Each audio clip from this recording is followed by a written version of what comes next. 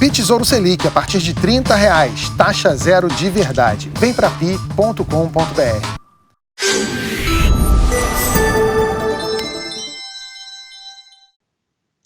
Oi, pessoal, bom dia. Começando mais uma semana, começando mais um Morning Call. Quem está com a gente hoje é o Jojo Waxman, da Vitrio.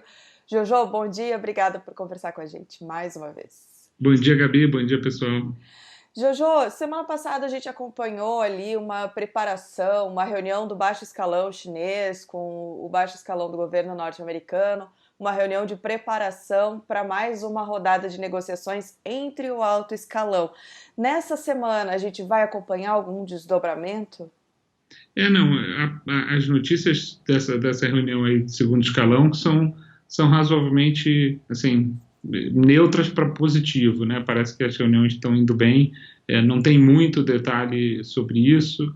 Os Estados Unidos pediu para a China não visitar umas fazendas e aparentemente eles aceitaram, deu tudo certo, mas assim, é um pouco essa novela é uma novela longa, né? Então, mas assim, quando não tem notícia ou as notícias são levemente positivas, são positivas, mas não tem nada, acho que não tem nada de grande esperado, mas assim, quando não tem nada de grande esperado e está tudo neutro, é bom também, porque tira um pouco daquele medo de um agravamento aí da crise comercial.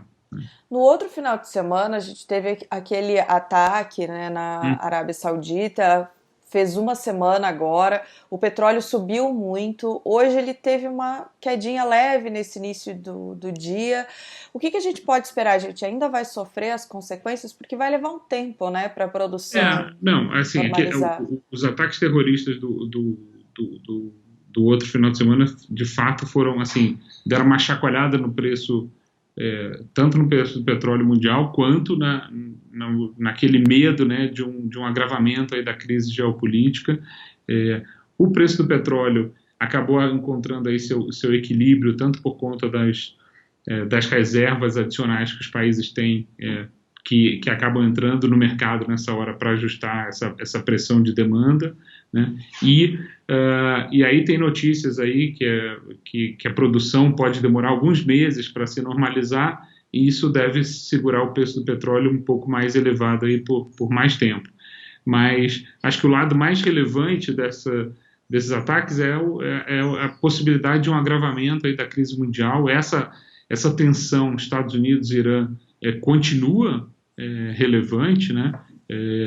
Nessa semana aí que a gente tem um encontro mundial na ONU, um dos, né, assim, além do discurso do Bolsonaro, que a gente fala daqui a pouco, tem o discurso do presidente do Irã, que é esperado justamente algum tipo de posicionamento sobre isso. O Irã segue negando participação nesses ataques, e os Estados Unidos seguem insistindo que eles têm um dedo sujo nessa história. Então, isso pode trazer alguma tensão geopolítica que acaba contribuindo para aquele ambiente vamos dizer assim, os jogadores desse mercado mundial tiram as suas apostas da mesa, né? Tiram o pé da mesa. Né? E esse fim de semana, acabou que, na verdade, esse começo da semana está começando um pouco mais tenso, acho que menos por isso e mais pelos dados da economia da zona europeia que foram divulgados, né, hoje cedo, que dão conta aí assim, são dados tanto do setor de serviços quanto do setor de produção, e esses dados são bem mais fracos do que o esperado, né, vindo de Alemanha, França, países em geral. Então isso deu uma boa desanimada aí no mercado, que estava começando, quer dizer, estava entrando a semana um pouco mais animada, mas deu uma boa virada.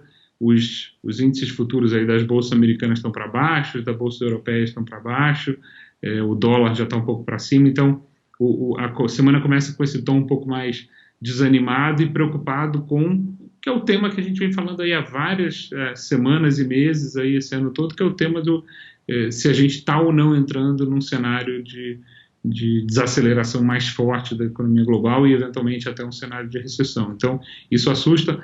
Na Ásia também saíram números das exportações coreanas, e a Coreia é tido como um país, vamos dizer assim, um termômetro, né, um indicador de várias coisas. Lá também foi bem fraco. A gente quase nunca fala da Coreia, né? Por que a Coreia é importante?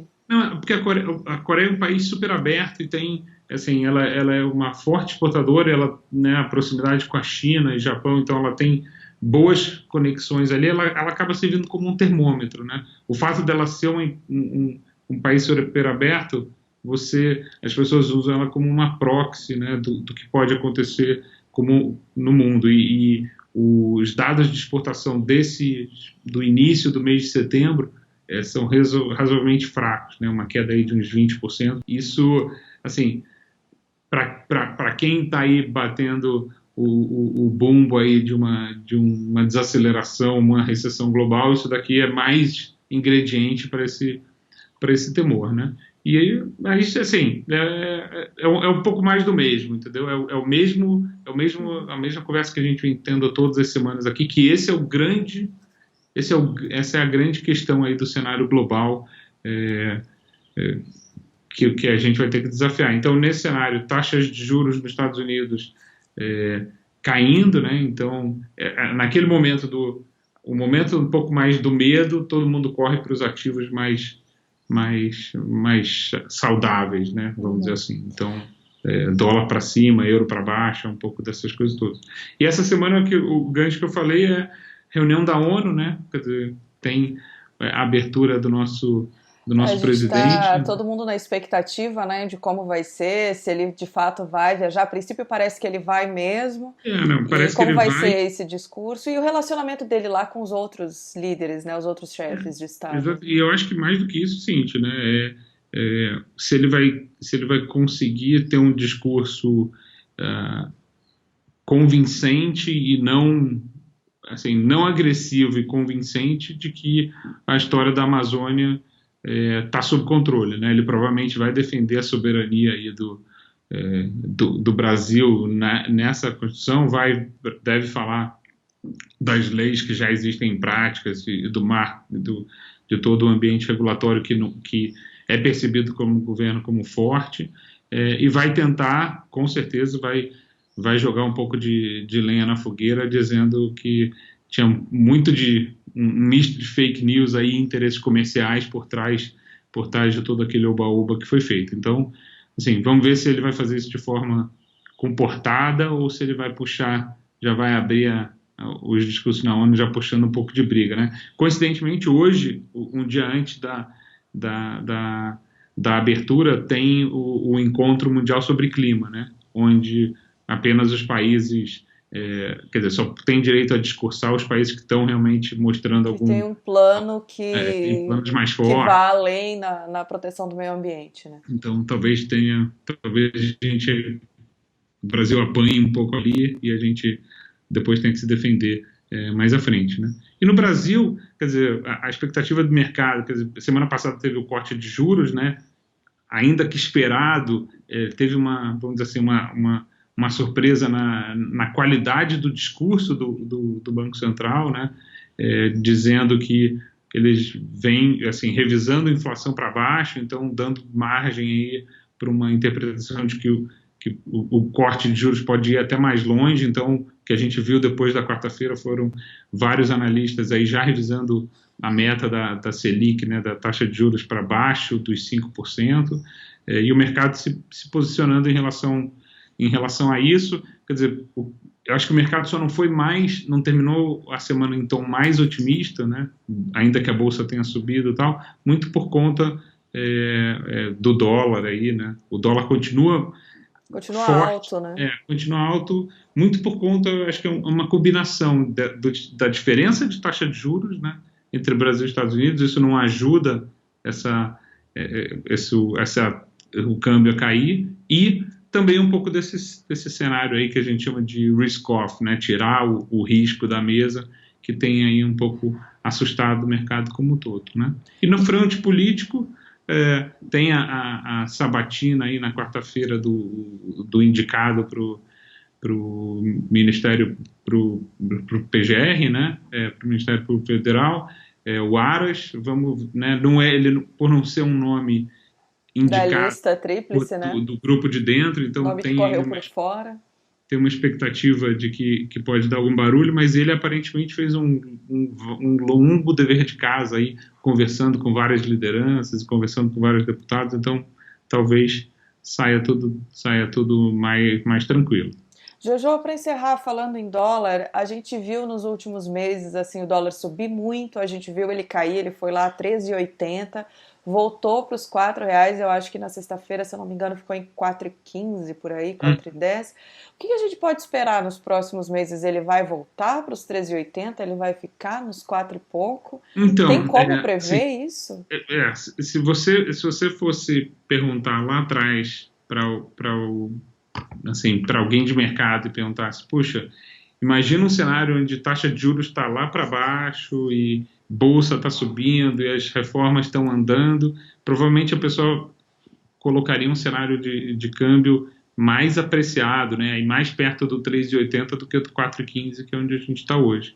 Mas eu acho que isso tem a ver com um pouco dos pontos que eu comentei, quer dizer, a diferença de taxa de juros acaba não atraindo, né, ela demora, quer dizer, historicamente isso foi um fator que acabava atraindo investimentos para o Brasil de curto prazo.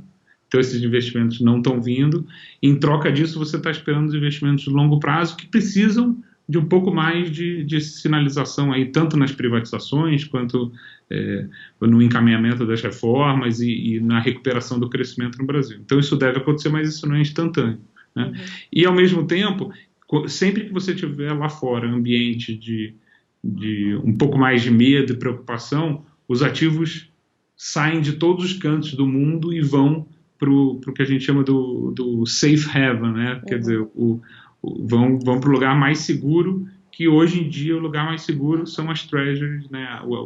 Os títulos do Tesouro Americano. Então, enquanto você tiver essa dinâmica de que a gente ainda não está consolidado para atrair recursos de mais longo prazo e o mundo tiver numa situação de medo e isso puxa recursos para os Estados Unidos, a gente vai ter esse câmbio pressionado, entendeu? Quer dizer, a gente está fazendo tudo certo para que ele possa se valorizar, né? Agora, também não tem um interesse que ele se valorize demais, como aconteceu no passado, em outros momentos, porque aí você acaba perdendo um pouco da competitividade da indústria nacional. Então, eu vejo assim, espaço para que ele, tudo dando certo, ele se valorize um pouco, mas também não é algo dramático, né? Uhum. Agora, dito isso, eu brinco assim, a coisa que economistas mais erram sempre é previsão sobre câmbio, né? Então, tá certo. Mas eu acho que ele tem bastante a ver com a dinâmica do dólar. Assim, a gente gosta de achar que o câmbio tem muito a ver com a nossa dinâmica interna, mas ele tem muito a ver com a dinâmica do dólar, né? Então, a não ser que a gente entre num cenário de dólar mais fraco, dólar lá nos Estados Unidos, né? O dólar lá fora contra todas as moedas. Uhum. Tá certo. Jojo, muito obrigada pela conversa. Boa semana para você. Legal, igualmente, para vocês todos. Pessoal, muito obrigada pela companhia. Não esquece de dar um like e de se inscrever no canal. A gente se encontra de novo amanhã. Tchau, tchau.